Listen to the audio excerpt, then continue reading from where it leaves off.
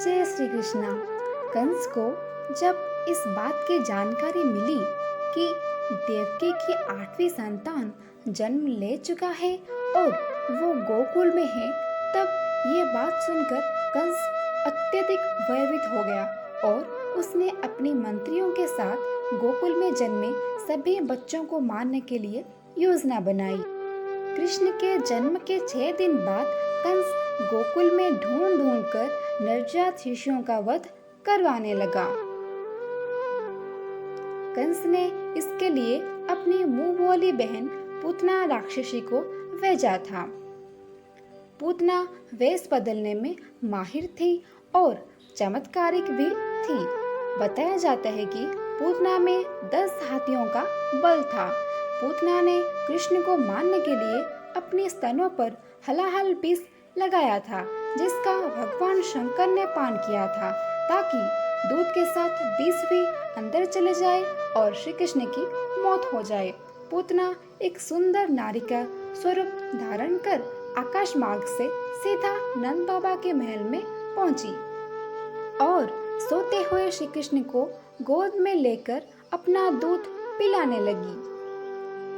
पूतना का मनोहर रूप देखकर यशोदा माता और बलराम की माता रोहिणी भी मोहित हो गई और उनको दूध पिलाने से नहीं रोका। उन्होंने सोचा कि यह स्वर्ग से उतरी देव कन्या है जो हमारे लल्ला को देखने के लिए यहाँ आई है। अंतर्यामी श्री कृष्ण सब जान गए और उन्होंने अपने दोनों हाथ से कुछ थाम करके उनके प्राण समेत दूध पान करने लगे। इससे पूतना चिल्लाने लगी और बाल गोपाल को हटाने लगी, लेकिन भगवान हटे नहीं। वो इतने परेशान हो गए कि वो अपनी असली रूप में आकर आकाश में चारों ओर घूमते हुए चिल्लाने लगी। इससे गोकुलवासी अत्यधिक भयभीत हो गए।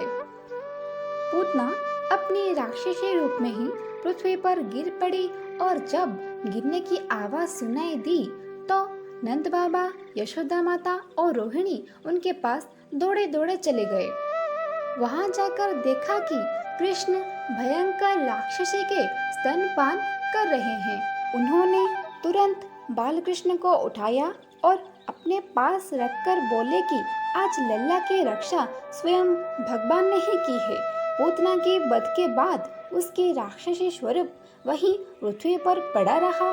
पूतना इतनी भयंकर और विशाल थी कि गोकुलवासी उसकी अंतिम संस्कार के लिए द्वंद्व में पड़ गए। तब ग्वालों ने पूतना की अंगों को काट काट कर उसका अंतिम संस्कार किया। जब उसका अंतिम संस्कार हुआ तब उससे शरीर से चंदन की खुशबू आ रही थी। इसके बाद भगवान कृष्ण ने पूतना को मां की दर्जा दिया और उसे मुक्ति प्रदान की।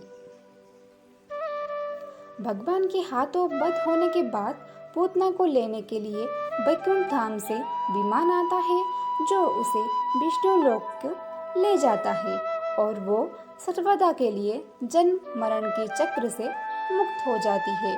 For more please like share subscribe stories for you. जय श्री कृष्णा।